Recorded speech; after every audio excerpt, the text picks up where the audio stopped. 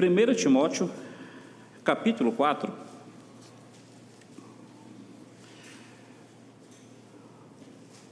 Observe, por favor, capítulo 4, versículo 14 a 16. Diz assim: não despreze o dom que há em ti, o qual te foi dado por meio de profecias, com a imposição das mãos do presbítero. Medita nessas coisas, ocupa-te nelas, porque para que o teu aproveitamento seja manifesto a todos. Tem cuidado de ti mesmo e da doutrina. Persevera nestas coisas, porque fazendo isto te salvarás tanto a ti mesmo como os que te ouvem. Meus irmãos, eu queria nessa manhã falar sobre os 3 cuidados do pastor. Paulo, veterano. Paulo, um homem que teve já um ministério muito bem estabelecido, uma quilometragem muito bem rodada. Ele está incumbindo o seu filho na fé, o jovem Timóteo, a exercer o seu ministério ali em Éfeso. Timóteo, seu filho na fé, ele vai ter agora a sua carreira solo, se a gente puder colocar assim. E Paulo, ele quer instruir Timóteo. Paulo quer instruir diante da experiência que ele teve. E na experiência de Paulo, ele percebeu o seguinte, que houve colegas de ministério que caminharam bem, mas houve colegas de ministério que infelizmente se desviaram. Então Paulo, ele teve ali o seu colega de ministério, que foi o jovem Marcos, que por algum motivo não lhe trouxe muita confiança na época. Posteriormente sim, mas na época não foi o caso.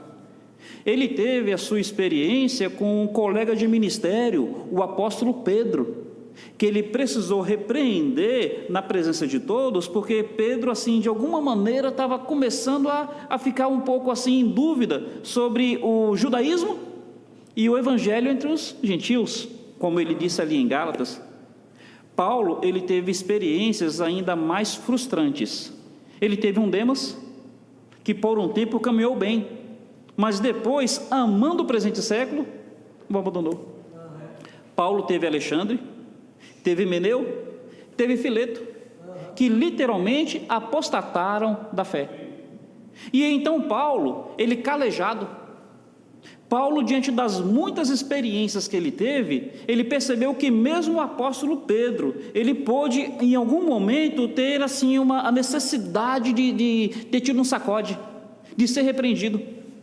Ele viu que o jovem Marcos, ele realmente assim em algum momento não trazia tanta segurança. Ele viu que Demas, que prometia tanto, acabou abandonando. E ele viu que houve outros que naufragaram na fé. Aí ele vai dizer: Timóteo, você precisa ter 3 cuidados, você precisa ter 3 preocupações, você precisa ter 3 focos de atenções constantes. Tem cuidado de ti, da doutrina, e no final ele diz: porque fazendo essas coisas salvará tanto a ti mesmo, quanto aos que te ouvem. Então, cuidado de ti, da doutrina e do rebanho. Esses são os 3 cuidados que todo pastor, todo ministro precisa ter. Um cuidado pessoal, um cuidado com aquilo que ensina e o cuidado com aqueles que o ouvem. Meus irmãos, eu queria discorrer nesses 3 pontos e eu queria pegar passagens distintas para, a partir delas, considerar cada um desses pontos. Cuidado de ti mesmo. Nós muitas vezes ouvimos essa exortação no sentido do pastor, do missionário, do obreiro, ter cuidado com a sua saúde. E é verdade, nós precisamos ter cuidado com a nossa saúde. Mas nesse momento, a preocupação de Paulo não era que Timóteo cuidasse da sua saúde. Em outro momento, Paulo vai dizer: olha, junto com água, toma um pouquinho de vinho por causa da sua gastrite. Mas nesse momento, o cuidado consigo não é necessariamente quanto à sua saúde, ainda que seja importante. O cuidado consigo é quanto à sua qualificação ministerial. Abram comigo, por favor, Zacarias capítulo 3. Tem uma situação muito curiosa. Zacarias 3, Primeiro cuidado, o cuidado consigo.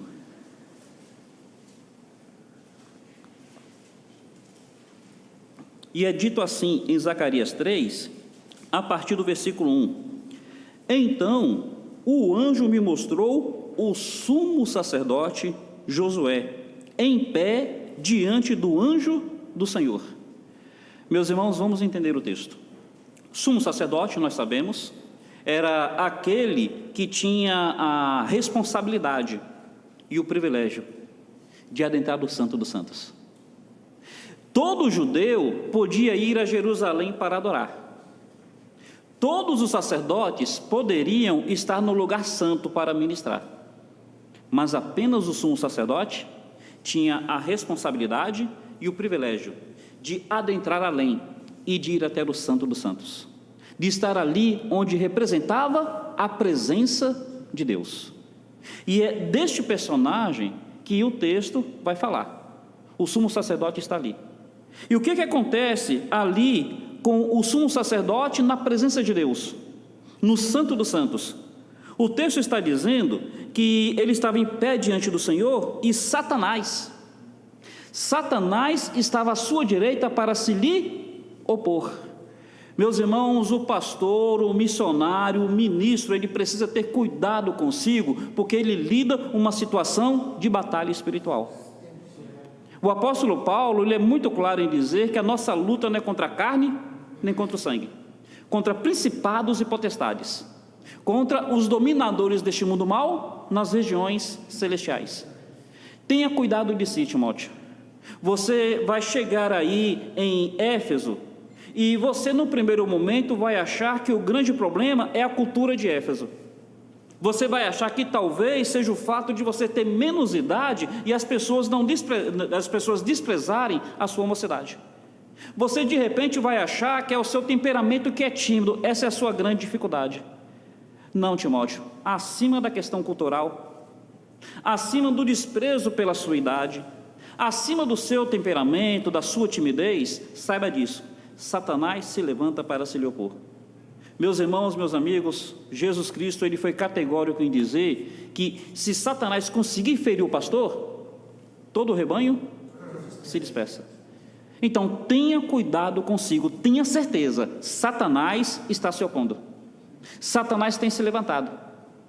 E Satanás, ele quer assim atacar todos os homens, porque os homens foram feitos à imagem e semelhança de Deus. Se ele odeia Deus, ele odeia o homem porque é a imagem de Deus. Satanás quer atacar todos os crentes, porque os crentes, além de serem imagem de Deus por criação, eles são a imagem de Cristo por salvação. Louvado seja o Senhor. Então, se Satanás se opõe ao homem uma vez, ele se opõe ao crente duas vezes. Mas, meus irmãos, parece que esse texto me leva a perceber que, quanto ao ministro, Satanás se opõe 3 vezes. Uma como homem, imagem de Deus. 2 como crente, imagem de Cristo. Mas olha a terceira aqui. Observa o finalzinho do versículo 2, onde o Senhor diz assim: o Senhor que escolheu Jerusalém o repreende. Este homem é como uma brasa tirada do fogo.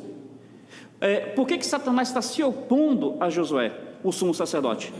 Deus está dizendo: olha, esse sumo sacerdote aqui, essa pessoa que eu escolhi para um ministério especial, é como um tição, como uma brasa tirada do fogo.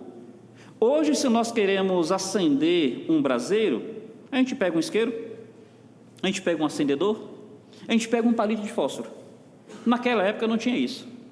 Então, como é que se levava adiante um braseiro? Pegava o tição de um fogareiro, e esse tição era levado a algum outro local para que esse tição aceso acendesse um outro fogareiro. Aí Deus está dizendo: olha, o sumo sacerdote, aquele que eu chamo para um ministério especial, ele foi chamado para espalhar essa chama em outros lugares. Então, nós aqui, hoje pela manhã, vimos alguns pastores, alguns missionários, que são tições, que são tirados de um local para ir a outro local acender fogareiros, acender braseiros. Meus irmãos, percebe por que Satanás se opõe ao pastor? Por que ele se opõe ao missionário? Ele quer que esses tições que estão em brasa, que esses tições apaguem. para que outros locais não venham a ser incendiados com a pregação do Evangelho. E Paulo está dizendo a Timóteo: Timóteo, tem cuidado de ti. Olha, Marcos, ele foi um tição, mas em algum momento Marcos se apagou. Acendeu de novo, glória a Deus, mas em algum momento se apagou. Demas foi um tição, Demas me acompanhou em vários locais, mas em algum momento ele se apagou, ele amou o presente século e ele me abandonou. Sim, Senhor. Meus irmãos, meus amigos, nós precisamos considerar isso.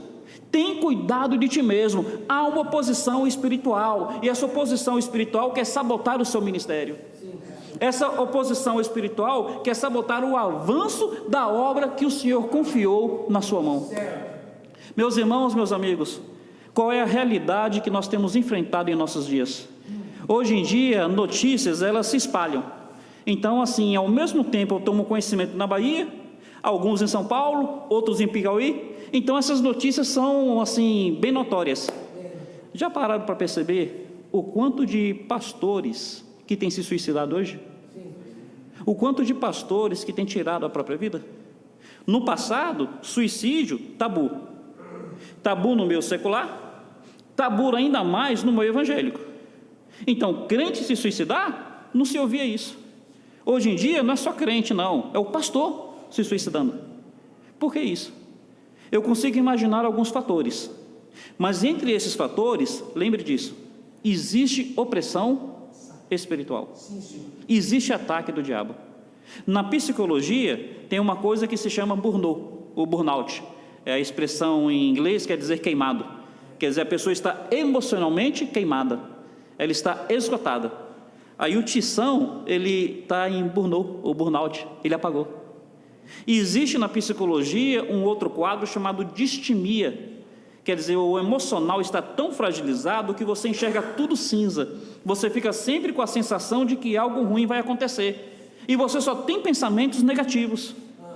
Meus irmãos, olha, existe o fator biológico, existe o fator psicológico, mas existe, acima de tudo, o fator espiritual. Tem cuidado de ti. Satanás está à sua direita para se lhe opor. Mas, meus irmãos, o ponto aqui que nós precisamos realmente entender é por que Satanás estava tendo autoridade para se opor a Josué ali na presença do Senhor. Observe o versículo 3. Josué continuava em pé diante do Senhor. Josué vestido de vestes sujas diante do Senhor. Meus irmãos, perceberam por que Satanás havia conseguido uma brecha sobre Josué? Josué, ele estava com vestes sujas, e isso não foi culpa de Satanás, foi culpa de Josué. Vamos tentar entender. Nós sabemos que para o sumo sacerdote entrar no Santo dos Santos, havia toda assim um sistema, e ele precisava ter uma indumentária específica. Josué com vestes sujas diante do Senhor é uma de duas possibilidades: ou ele tinha descuidado de tal forma da sua conduta que ele chegou a entrar no Santo dos Santos com vestes sujas, ou de repente no Santo dos Santos ele usava as vestes corretas, mas na sua intimidade, no seu particular, ele se permitia ter vestes sujas. Meus irmãos, percebe que isso pode acontecer com o pastor? Sim, com o ministro, com o missionário, com o pregador? Sim, ou ele vem para o púlpito já com as suas vestes sujas, ou no púlpito parece que está tudo bem, mas na sua intimidade, no seu particular, ele está permitindo ter vestes sujas. Sim, meus irmãos, eu sou pastor há 20 anos. Eu, do tempo que entrei no seminário até hoje, já se contam cerca de 25 anos. E eu conheço diversas histórias de pastores, de missionários, que em algum momento foram descobertos com as vestes sujas. Tem cuidado de ti. Amém. Vestes sujas, não dá para a gente assim entrar em muitos detalhes, porque eu quero abordar os outros pontos, mas vestes sujas que eu vejo no ministério, geralmente tem sido em 3 áreas. Uma delas, a área financeira. Meus irmãos, infelizmente nós temos visto pastores e missionários serem desqualificados por não serem bons mordomos na área financeira. Tem igrejas que assim tem uma estrutura onde tem um tesoureiro, onde tem uma comissão de administração, uma comissão de finanças, e assim dão um bom suporte para o pastor, de forma que o pastor acaba não mexendo em dinheiro. Na igreja que eu faço parte, é uma escolha dos pastores, nós não mexemos com dinheiro. Mas muitas vezes outras igrejas um pouco menores, ou o perfil de ministério do pastor, ele prefere estar envolvido com essas coisas. Meus irmãos, nós já precisamos ter que lidar com pastores que não intencionalmente, mas descuidadamente, começaram a usar o dinheiro da igreja para coisas pessoais. E aí devagarzinho foi entrando naquilo que a gente chama de efeito bola de neve. Quer dizer, eu vou usar esse dinheiro aqui para pagar essa conta, depois eu reponho. Aí de repente é R$200 aqui, é R$500 ali, é R$1.000 acolá. Chega uma hora que é bola de neve, a pessoa não consegue mais repor. E quando menos espera, olha o pastor, olha o missionário, com as vestes sujas e Satanás tendo autoridade para se lhe opor. Sim. Meus irmãos, olha uma segunda área onde a gente vê que as pessoas no ministério têm estado com vestes sujas, é infelizmente na área moral. E aqui entra muito isso que a gente está falando. Talvez no Santo dos Santos, o sumo sacerdote está com as vestes normais, só que no seu particular, na sua intimidade. Área moral, às vezes em adultério. Área moral, às vezes em pornografia. Área moral, às vezes naquilo que hoje é chamado de infidelidade virtual. Quer dizer, você não teve um contato físico com a pessoa, mas virtualmente. Ou uma área moral que hoje é chamado de infidelidade emocional. Você tem mais, assim, alegria de estar conversando com aquela pessoa do sexo oposto do que com seu cônjuge. Às vezes aquela pessoa do sexo oposto é mais sua confidente do que o seu cônjuge. Meus irmãos, Satanás, ele vai nos acusar de duas formas. A primeira, com mentiras, porque a Bíblia fala que ele é o pai da mentira. Mas sabe uma segunda? Com verdades que ele usa contra nós. Olha, Josué aqui estava com vestes sujas e Satanás não estava mentindo não. É verdade, as roupas dele estavam sujas. E por causa disso, esse tição, que era para levar chamas para outros lugares, estava quase se apagando. Uma terceira área, área do orgulho. Meus irmãos, nós pastores, nós missionários, nós pregadores do Evangelho, precisamos tomar cuidado com isso, porque as pessoas olham para nós e muitas vezes elas nos veem como super-heróis. As pessoas olham para nós e muitas vezes elas nos veem como um degrau acima dos demais crentes, mais espirituais, mais santos, mais consagrados. E os tapinhas nas costas chegam, e os elogios acontecem, e assim aquela projeção no meio do público, muitas vezes nós começamos a nos acostumar, nós começamos a gostar, e nós até, às vezes até sentimos falta quando não acontece. E eu gosto de uma frase que diz assim: o que Satanás não conseguir na sua vida com pedrada, ele vai conseguir com flores.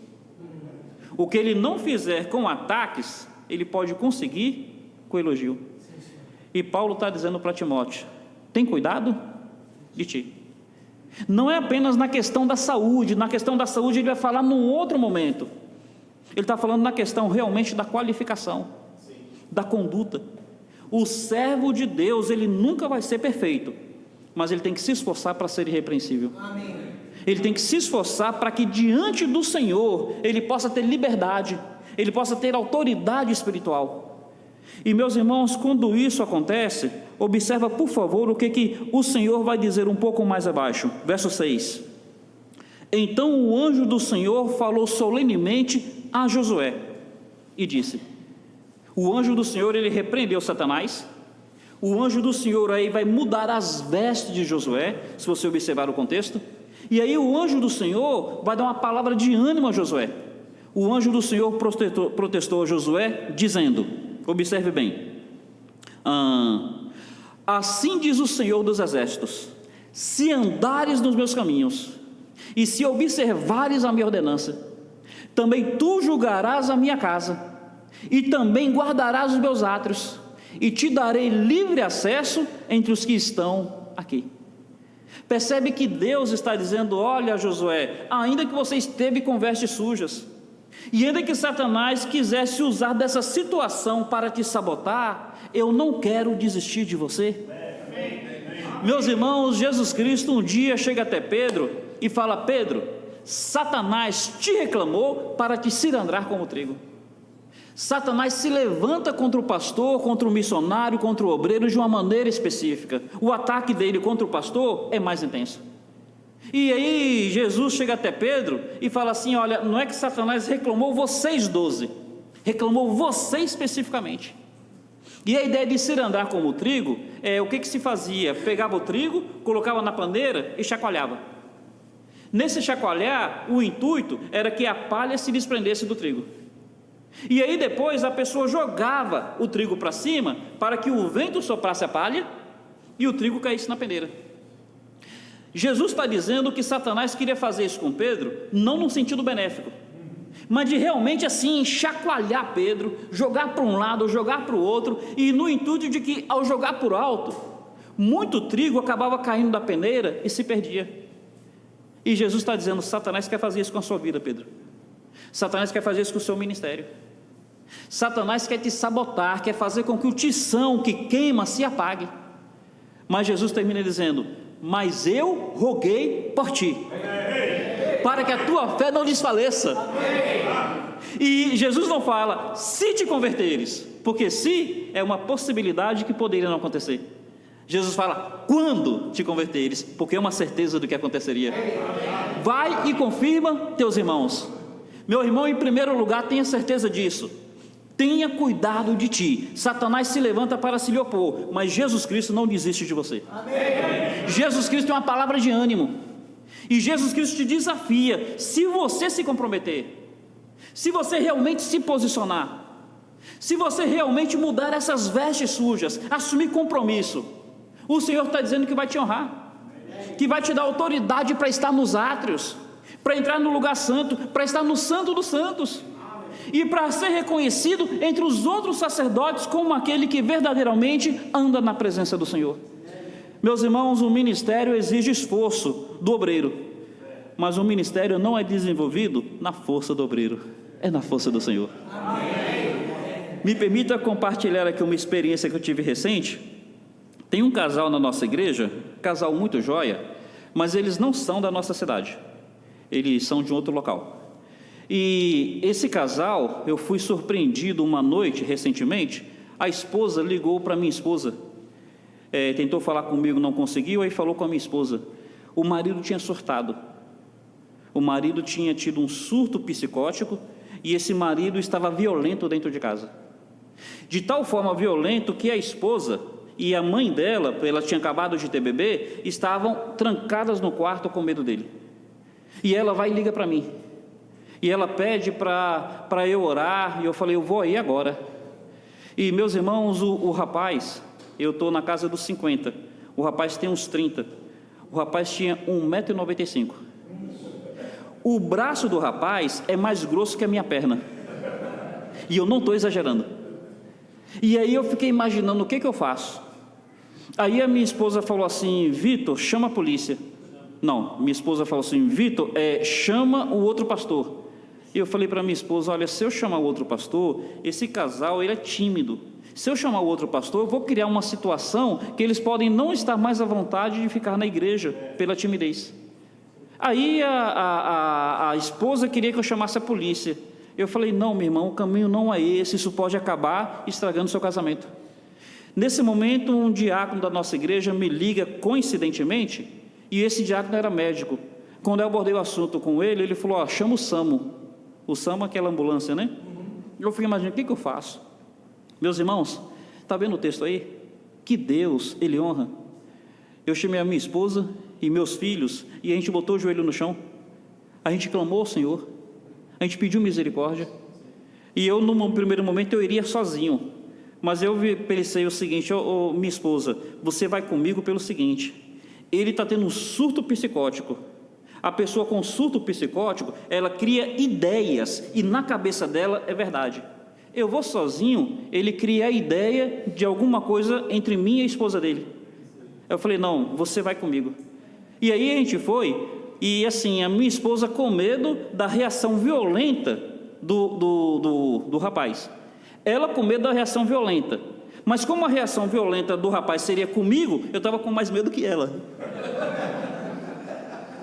Meus irmãos, em oração, clamando a Deus, quando eu cheguei lá, o Senhor agiu de uma forma tão maravilhosa, que assim, aquele surto havia se dissipado. Esse homem me recebeu com uma calma, com uma mansidão.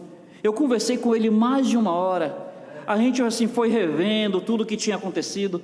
A gente chamou a esposa, chamou a sogra. Ele pediu perdão para cada uma das duas. E pela misericórdia de Deus, estive com eles domingo passado. O casamento está uma bênção. Glória ao Senhor. Meu irmão, Deus honra. Deus honra, lembra disso. Se nós procurarmos estar com as vestes limpas diante do Senhor, olha, a obra de Satanás cai por terra. E o Senhor, na sua graça e na sua misericórdia, Ele nos usa para que esse tição espalhe a sua fogueira. Tem cuidado de ti. Tem cuidado de ti na área financeira. A Bíblia fala assim, contentai-vos com o que tendes. Paulo, ele vai dizer assim, tendo o que comer e com o que se vestir, estejamos alegres. E se você observar, ele não está falando para a igreja como um todo, ele está falando para Timóteo e para os pastores de uma maneira específica. Meus irmãos, talvez as demais pessoas na nossa igreja, elas possam ter até a ambição de ricar. Olha, querer ter uma manhã melhor, qualquer um de nós pode ter e ter. Mas tem cuidado para o seu coração não se apegar às riquezas. Cuidado na área moral. Cuidado na área moral. Essa sociedade, ela é pansexual. Ela é permissiva e ela é promíscua. Mas nós como pastores, nós como missionários, nós precisamos ser a reserva moral da sociedade. Meus irmãos, eu vou dizer para vocês que eu não acho que academia seja pecado, mas eu prefiro não participar de academia. As mulheres estão ali vestidas de uma maneira que talvez a minha carne possa naquela hora querer se aflorar. Para que eu vou dar munição para o inimigo? Tem cuidado de ti na área moral.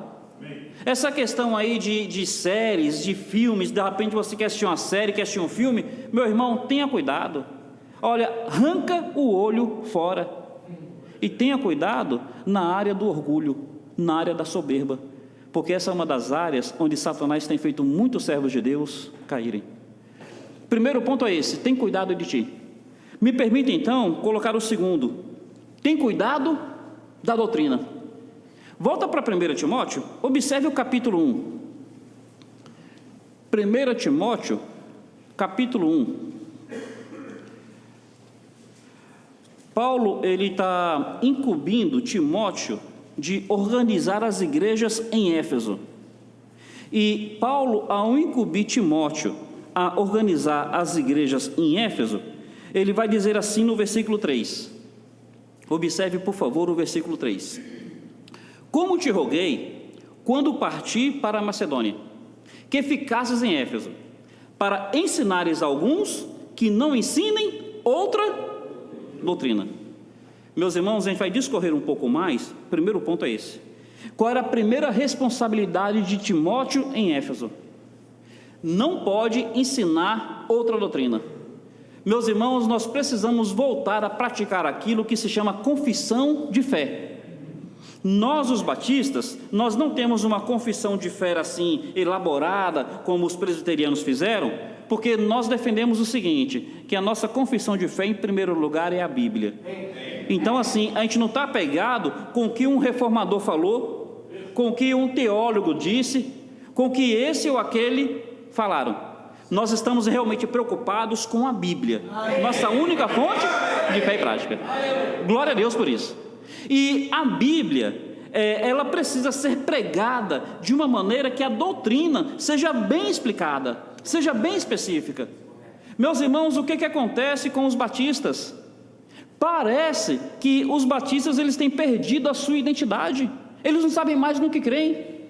Já foi dito por um pastor que ele não sabia mais se ele era um pai de evangélico ou um pastor de santo.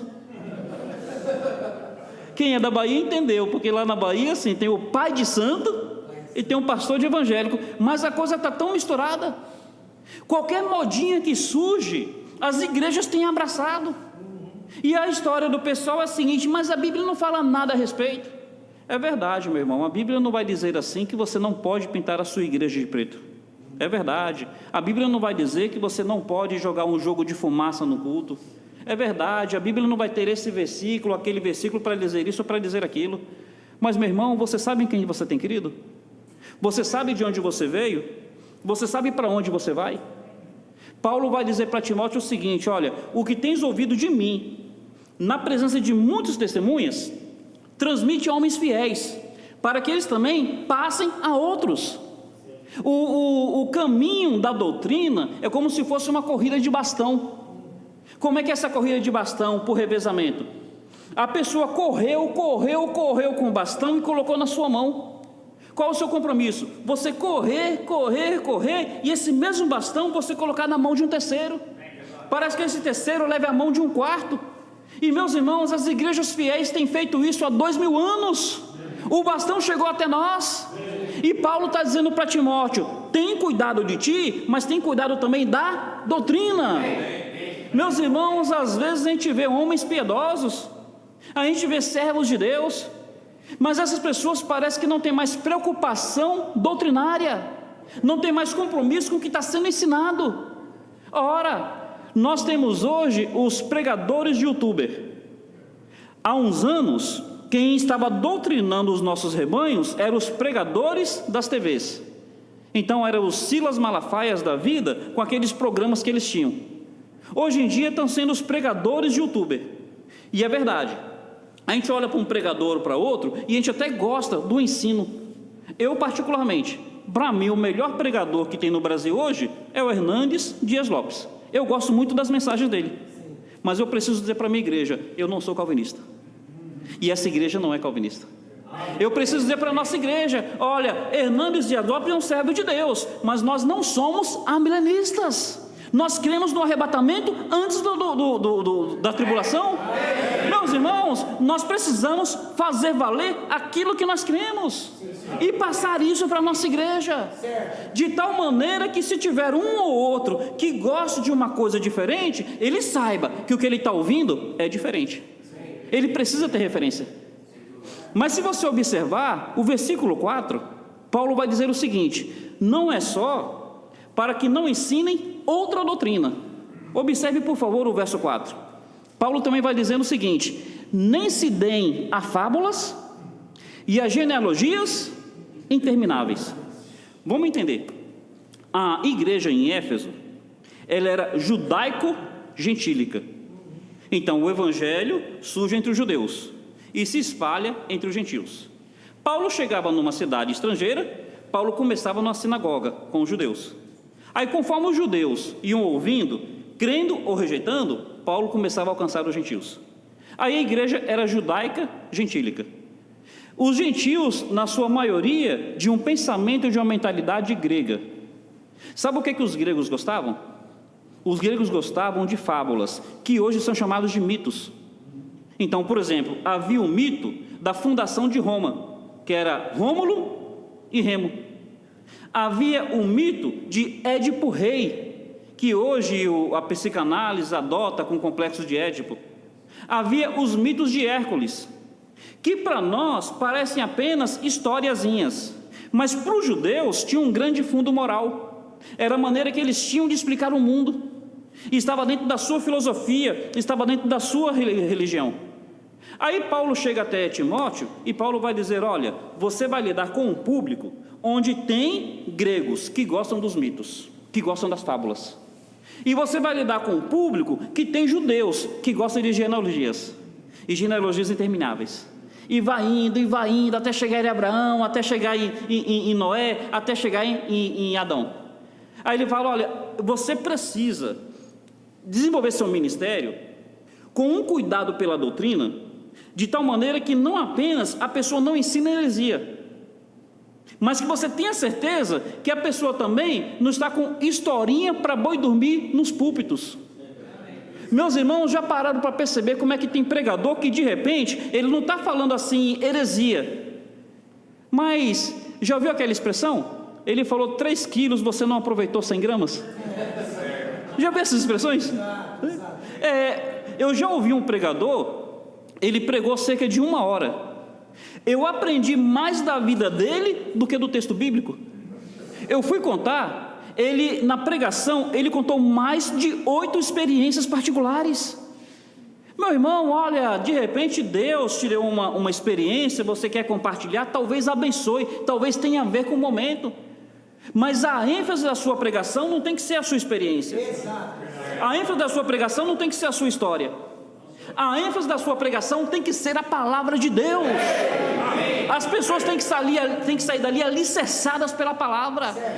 Ora, chegar no grego e falar de fábulas, os gregos iriam gostar. Os gregos ali iriam ficar encantados. Chegar nos judeus e falar de genealogias, os judeus também ficariam muito empolgados. Mas de maneira nenhuma eles sairiam dali edificados espiritualmente. Nós precisamos entender isso. O cuidado com a doutrina é o compromisso de chegar ao rebanho, falar à mente, falar ao coração, mas também falar ao espírito. Não apenas o academicismo, como foi tão bem colocado ainda há pouco. Não apenas a questão do emocionalismo. Não, acima de tudo, a questão do espiritual. A pessoa está diante daquela palavra que é viva e eficaz, mais penetrante que uma espada de 2 gumes. Meus irmãos, compromisso com 3 princípios. Primeiro, consigo mesmo. Segundo, com a doutrina. Jesus Cristo, ele vai nos ensinar que existem 3 fontes de doutrina. Existe a doutrina dos demônios, existe a doutrina dos homens, mas existe também a doutrina de Deus. E meu irmão, nós precisamos ter essa certeza. Nos arraiais evangélicos, infelizmente, as doutrinas dos demônios estão tão comuns que as pessoas não conseguem mais perceber que é de demônio. Talvez seja nos ouvidos de alguém exagerado dizer isso.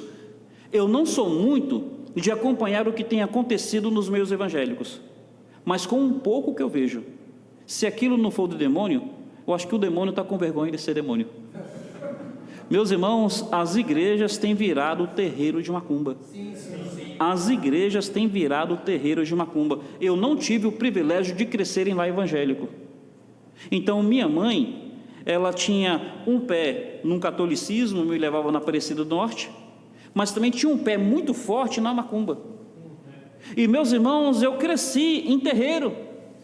E eu falo para minha esposa, às vezes a gente está vendo uma situação ou outra na internet, eu falo, olha André, isso daí eu via no terreiro acontecia isso, e não acontecia em nome de Deus, acontecia em nome da entidade. Então, existe a doutrina dos demônios, mas meus irmãos, existe também a doutrina dos homens. E infelizmente as pessoas ficam incutindo isso que não é do demônio, mas é tão somente do pensamento humano. Agora há pouco eu gostei muito do posicionamento claro sobre assim o calvinismo. É do demônio? Não é, é coisa do homem. Quem morreu por mim não foi Calvino, quem morreu por mim foi Jesus Cristo. É a doutrina de Cristo que precisa ser pregada. Meus irmãos, me permitam caminhar para o final, porque o tempo nunca é carinhoso comigo. Obrigado. Tem cuidado de ti, tem cuidado da doutrina e tem cuidado do rebanho. Meus irmãos, Paulo em Timóteo, eu fico achando interessante quando a gente estuda no seminário, eu aprendi a epístola de Timóteo como epístola pastorais. Eu fui conviver com um contexto missionário e o missionário falou, não, a epístola não é pastoral, a epístola é missiológica. Mas olhando para o texto, eu particularmente, olhando para o texto de capítulo 3, versículo 15, Paulo diz a Timóteo o seguinte: escreva essas coisas, esperando ver-te em breve, para que se eu tardar, saibas como proceder na igreja, que é a casa de Deus, coluna e baluarte da verdade. Então, para mim, Timóteo é, antes de tudo, uma epístola eclesiológica. Vai dizer o que a igreja é, vai dizer como a igreja deve funcionar. vai dizer o que deve acontecer na igreja, como é que é a liderança pastoral, como é que é a liderança diaconal, como é que é o cuidado com os necessitados. E, meus irmãos, aqui está a preocupação no cuidado com o rebanho. O que é a igreja de Cristo? A igreja de Cristo, ela é a casa do Deus vivo. Deus se manifesta como Criador na natureza, mas Deus se manifesta como Salvador na igreja. Meus irmãos, meus amigos, pensem bem, Jesus Cristo, ele vai escrever 7 cartas em Apocalipse, e ali nos simbolismos, fala que João vê 7 candeeiros, e vê Jesus Cristo andando no meio dos candeeiros, e imediatamente Jesus Cristo fala que os candeeiros são as 7 igrejas. Ora, se Jesus anda no meio dos candeeiros, e os candeeiros são a igreja, então João está vendo Jesus Cristo a partir das igrejas. Meus irmãos, olha, tem várias iniciativas que o homem sem Deus pode tomar. A iniciativa da beneficência, entidades espíritas podem fazer, e admitamos, muitas delas fazem muito bem feito. Iniciativas beneficentes, iniciativas sociais, iniciativas políticas, iniciativas humanas, o homem pode fazer sem a igreja. Mas a salvação em Jesus Cristo só pode ser apresentada ao mundo por meio da igreja. Essa é a nossa função principal, esse é o nosso compromisso acima de tudo. Nós estamos na terra como casa de Deus. Deus se manifesta como Salvador a partir da igreja. E o que a igreja é? Coluna e baluarte da verdade. Meus irmãos, nós estamos no mundo para sustentar a verdade, nós somos a coluna. E nós estamos no mundo como baluarte. A ideia de baluarte é uma vitrine. O que a vitrine faz? A vitrine mostra a verdade. Você chega numa joalheria, está ali a vitrine, e a vitrine mostra aquelas joias, expõe, mas você não consegue pegar, porque a mesma vitrine que o expõe, ela também protege. A igreja de Jesus Cristo é isso no mundo. Ela é a coluna da verdade. Ela expõe a verdade e ela protege a verdade. O homem não vai conseguir a verdade nas universidades. O homem não vai conseguir a verdade nas entidades espíritas. O homem não vai conseguir a verdade nas entidades filantróficas. O homem só vai descobrir a verdade de Deus por meio da pregação da palavra. E quem prega a palavra no mundo é a igreja. Nós somos isso, meus irmãos, e nós precisamos ter esse cuidado com o nosso rebanho. As pessoas precisam entender isso. Elas não estão na igreja para ouvir uma história bonita. Elas não estão na igreja para ouvir um louvor bonito. Elas não estão na igreja para um momento de catarse emocional, onde elas liberam as suas emoções e elas saem dali renovadas para a semana. Elas estão ali para ouvirem a verdade de Deus, a verdade que alimenta, a verdade que confronta, a verdade que transforma, a verdade que salva. Precisamos ter esse cuidado com o nosso rebanho. E para isso eu quero colocar o último ponto. Abre por favor em João 21. João capítulo 21.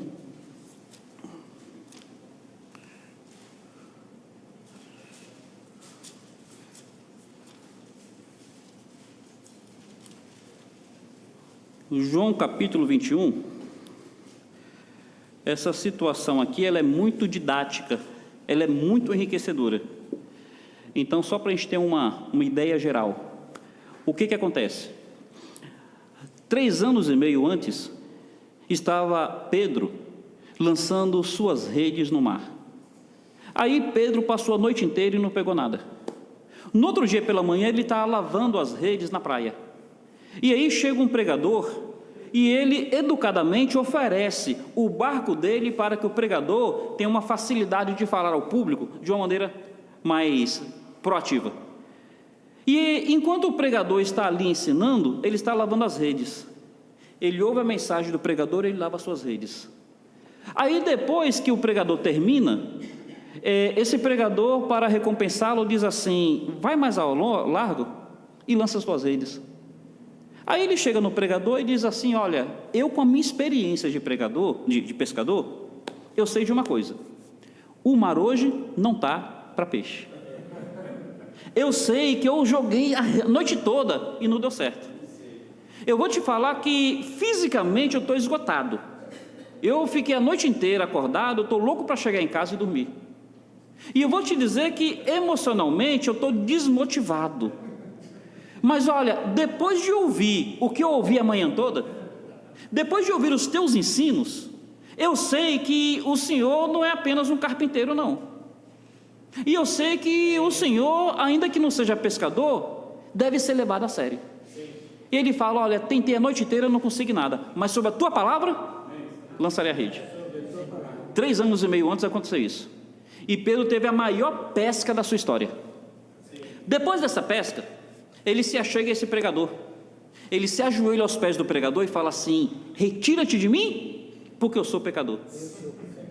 E aí o pregador olha para ele e fala: não, me retirar de você? Pelo contrário, a partir de agora você vai ser um pescador de homens.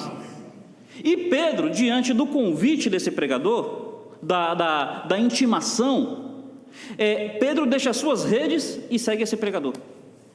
E Pedro, nesses 3 anos e meio, ele tem experiências fantásticas. Nesses 3 anos e meio, ele vê cegos curados, surdos ouvindo, mudos falando, paralíticos andando. Ele vê leprosos sendo purificados. Pedro, nesses 3 anos e meio, ele vê mortos ressuscitando. Pedro vê pães se multiplicando, ele vê tempestade sendo acalmada. Pedro não apenas vê pessoas andando sobre as águas, Pedro anda sobre as águas. Mas no final desses 3 anos e meio, Pedro, que até então estava cheio de expectativa, estava cheio de certezas, estava cheio de projetos, Pedro vê aquele pregador sendo preso. Pedro vê aquele pregador sendo cuspido, sendo esbofeteado. Pedro vê aquele pregador sendo chicoteado, colocando uma coroa de espinhos sobre a sua cabeça e o humilhando. E Pedro, ele fica tão desmotivado que ele nega esse pregador 3 vezes na frente de todo mundo. Pedro fica sabendo que esse pregador, ele foi crucificado, foi morto e foi sepultado. E Pedro, aqui no capítulo 21, o versículo 1 diz assim: depois disso, Jesus vai aparecer, né? No verso 3 diz assim: disse Pedro, vou pescar. Meus irmãos, tentem entender. Se eu disser que eu vou pescar, eu creio que na nossa cultura você vai entender que eu vou passear, que eu vou ter um final de semana para eu desestressar, que é um hobby, não é isso mesmo? No caso de Pedro, o que Pedro era antes de conhecer Jesus? Pescador. Quando ele diz vou pescar, sabe o que ele está dizendo? Eu vou voltar para a vida que eu tinha antes de conhecer Jesus. Eu investi 3 anos e meio, e eu pensei que esses 3 anos e meio perdurariam por toda a minha vida, mas aquele a quem eu seguia foi humilhado, foi cuspido, foi ultrajado. Aquele que eu seguia foi morto. Ora, eu vou voltar para a vida que eu tinha antes. E se você observar, quando Pedro diz vou pescar, sabe o que seus amigos dizem? Nós vamos também. Lembra? Pedro, ele era líder. Pedro, ele foi chamado para ser pescador de homens. Pedro recebeu um potencial especial de Deus. Isso quer dizer que Pedro tinha um grande grau de influência. Mas junto com isso, você já percebeu como é que desânimo é contagiante? Meus irmãos, tomem cuidado. Nós que somos pastores e pregadores, nós às vezes, sem perceber, nós estamos desanimando o nosso rebanho. Já parou para perceber aquele pregador, aquele pastor, que quando vai falar para a igreja, só fala dos problemas? Só fala das dificuldades? Rapaz, você não imagina o quanto que você está desanimando a sua igreja. Você não imagina o quanto que você está desmotivando o seu rebanho. Não é que a gente vai tapar sol com peneira, mas, meu irmão, transmite alegria, transmite empolgação. Como é bom ser crente, como é bom seguir Jesus. Tem inimigos? Os inimigos vão cair em nome de Jesus. Tem dificuldades? Nós vamos superar em nome de Jesus. Meu irmão, não sejamos pregadores que desanimam, sejamos pregadores que motivam, que levam as pessoas a realmente perceberem como é bom pertencer a Cristo. Não é que tamparemos só com peneira, mas tomemos cuidado, porque o líder desanimado desanima o seu rebanho. Eu gostei de uma colocação que diz assim: quando o pastor voa, a igreja corre. Quando o pastor corre, a igreja anda. Quando o pastor anda, a igreja para. E quando o pastor para, a igreja morre. Morrer não morre porque é a igreja de Jesus Cristo, né? Mas percebeu a colocação? A igreja vai estar sempre um pé atrás do pastor. Então, se você quer ter uma igreja animada, seja animado. Você quer ter uma igreja empolgada? Seja empolgado. Você quer ter uma igreja aguerrida? Seja aguerrido. Mas o ponto aqui é o seguinte: no que Pedro sai para pescar, ele passa a noite inteira e não pega nada. Os irmãos conhecem o texto. No outro dia, Jesus Cristo aparece. Mas pela a desmotivação de Pedro, dos discípulos, e pela o corpo glorificado que os discípulos ainda não reconheciam, eles não sabiam que era Jesus. Aí Jesus, ele diz assim: lança a rede à direita do barco. Meus irmãos, tem aplicações aqui tão preciosas. Lembra que da primeira vez, Jesus falou assim: vai mais ao largo? Da primeira vez, Jesus está falando assim, ó, se esforça. Não espere o peixe vir até você, é você que tem que ir até o peixe. Vai mais ao largo. Dessa vez, Jesus está dizendo assim: lança a rede à direita do barco. Tira daqui e coloca aqui. Para um pescador, qual é a diferença? Porque embaixo do barco é igual, de um lado ou do outro. Mas sabe o que Jesus está dizendo? Pedro, 3 anos e meio atrás, você ouviu, vai mais ao largo. Realmente foi exigido de você um esforço. Mas parece que você entendeu que o ministério dependia do seu esforço. O ministério pede esforço, mas o ministério não depende do nosso esforço. Meu irmão, entendamos isso. Ministério pede compromisso, pede responsabilidade, mas não é na nossa força, é na força do Senhor. Então Jesus está dizendo, ó, lança a direita do barco.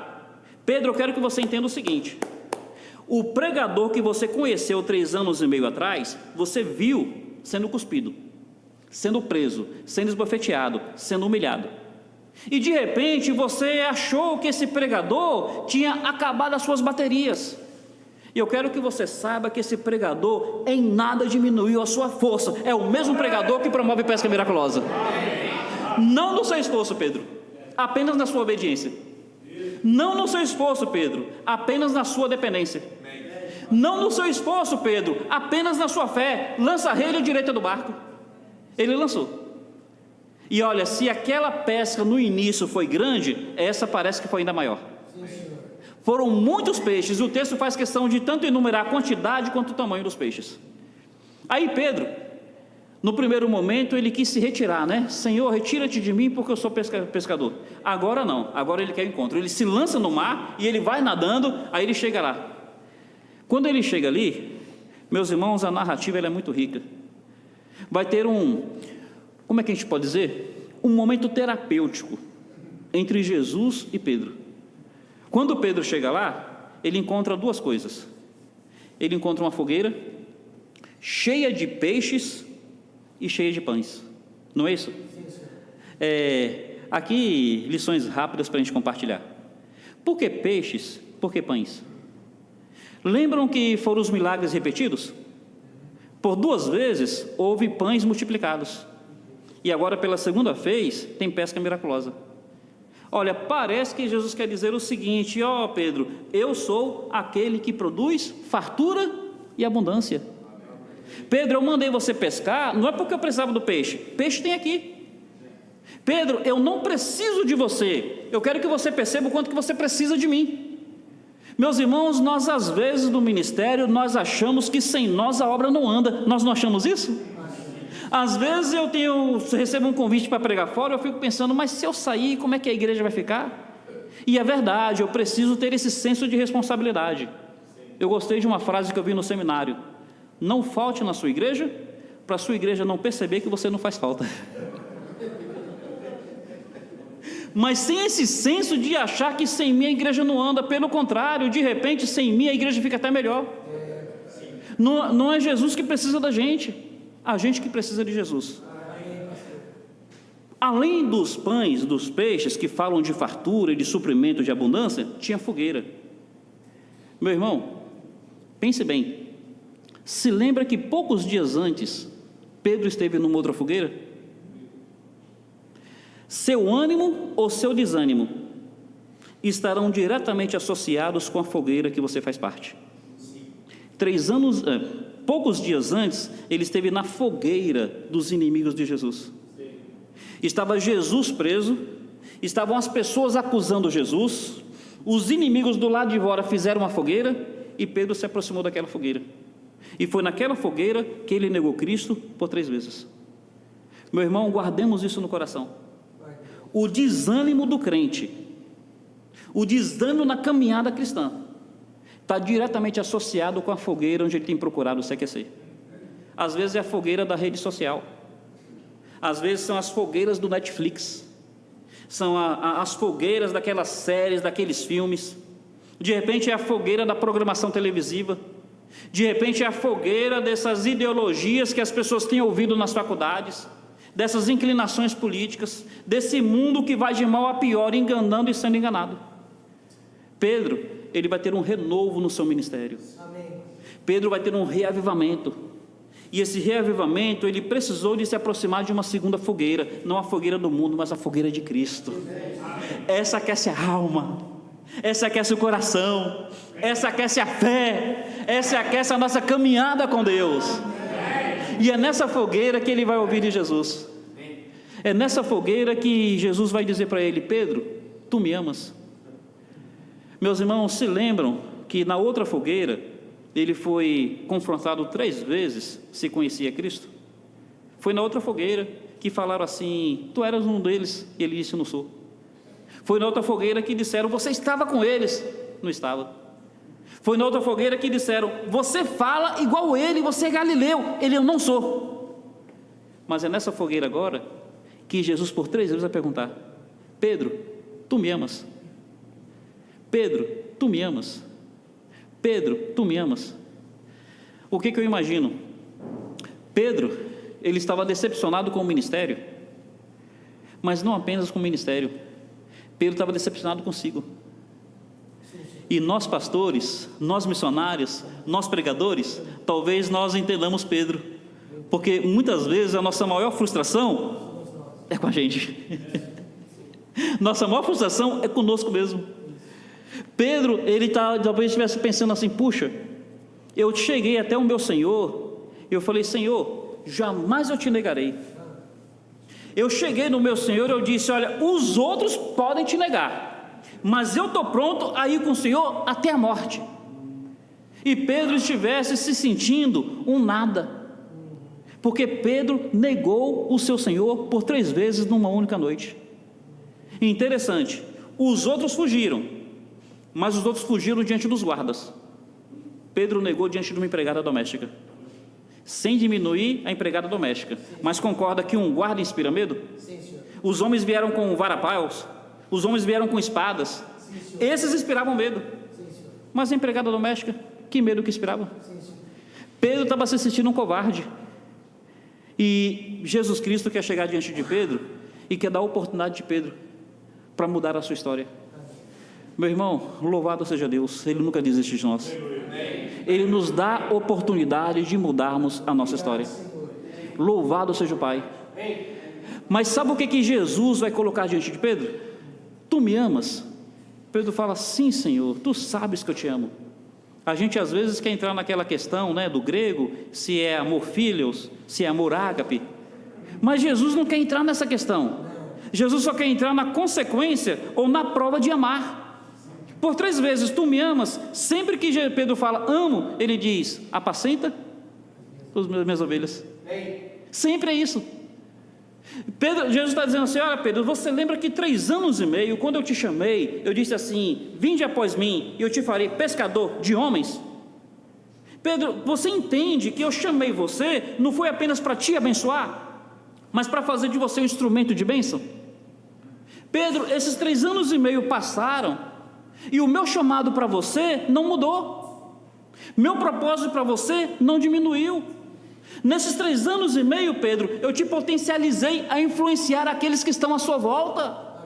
As pessoas te seguem, Pedro, as pessoas te ouvem, as pessoas te têm como referência. Pedro, tu me amas? Esse amor que você está manifestando para mim aqui nessa fogueira, você precisa manifestar aos meus rebanhos no dia a dia. Sim, Senhor. Meu irmão, qual é o grande cuidado do pastor? É cuidar de si, é cuidar da doutrina, mas é entender que precisa ter cuidado com o rebanho. E meus irmãos, a nossa atualidade é uma época de individualidade. Então são muitas as pessoas que querem fazer parte das igrejas, mas elas não querem que a igreja faça parte da vida delas. Então elas não querem que a igreja influencie a sua caminhada, influencie a sua vida. E para nós pastores, vamos concordar que para nós é uma situação até um tanto cômoda? Eu tenho certeza que a minha vida está idônea. Eu tenho certeza que a minha pregação é uma pregação bíblica. O que as pessoas vão fazer da porta da igreja para fora é problema delas. Não tem sido essa a postura de muitos pastores hoje?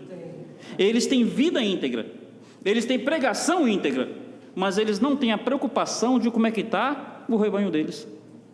Meu irmão, ministério pastoral não é um chamado ao conforto, não é um chamado à comodidade, é um chamado ao confronto, é um chamado ao desgaste. Eu costumo dizer para o pessoal o seguinte: olha, vocês gostam de ouvir Hernandes Dias Lopes, realmente ele é um pregador muito melhor que o Vitor.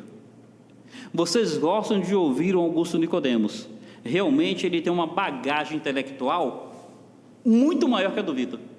Vocês gostam de repente desse ou daquele pregador do YouTube, e realmente eles têm um potencial maior do que o do Vitor.